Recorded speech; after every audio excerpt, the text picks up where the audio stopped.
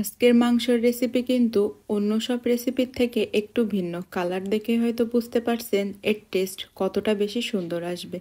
1 KG পরিমাণ মাংস ধুয়ে পরিষ্কার করে নিয়ে গোটা গরম মশলা দিয়ে দিলাম। এখন একটা টমেটো ছোট ছোট করে কেটে রেখেছিলাম, টমেটো দিয়ে দিলাম, সাথে 1 মুঠের মতো পেঁয়াজ। এখন হাফ কাপের একটু কম তেল দিয়ে দিচ্ছি আর স্বাদ মতো লবণ দিয়ে সব কিছুকে নেড়ে চেড়ে এটাকে প্রায় 5 থেকে 6 মিনিট রান্না করব। আজকের মাংস রান্নাটা কিছুটা পাকিস্তানি কড়াই চিকেন স্টাইলে, আবার কিছুটা বাঙালি স্টাইলে।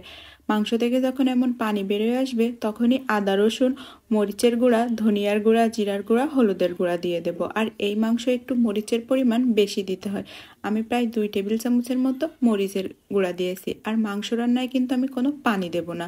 মাংস থেকে যে পানিটা বেরিয়ে আসবে এই পানিতেই রান্নাটা হয়ে যাবে। এখন সব কিছুকে সুন্দর করে মিশিয়ে নিয়ে 4-5 মিনিট এটাকে কষিয়ে নিয়ে যখন তেল ছেড়ে আসবে তখন দিয়ে দেব পেঁয়াজ পাতা।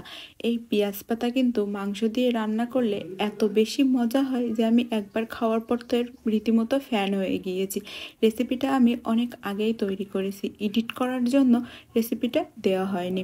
এখন সুন্দর করে ঢাকনা দিয়ে 10 থেকে 15 মিনিট মাংসটাকে সুন্দর করে রান্না করে নেব। তৈরি হয়ে গেল কিন্তু পেঁয়াজ পাতা দিয়ে চিকেনের এই মজাদার কারি। তৈরি করতে খুবই কম সময় লাগে আর এর কারির ঝোলটা এত বেশি মজা হয় যে আপনি এই দিয়ে প্লেট প্লেট ভাত শেষ করে দিতে পারবেন।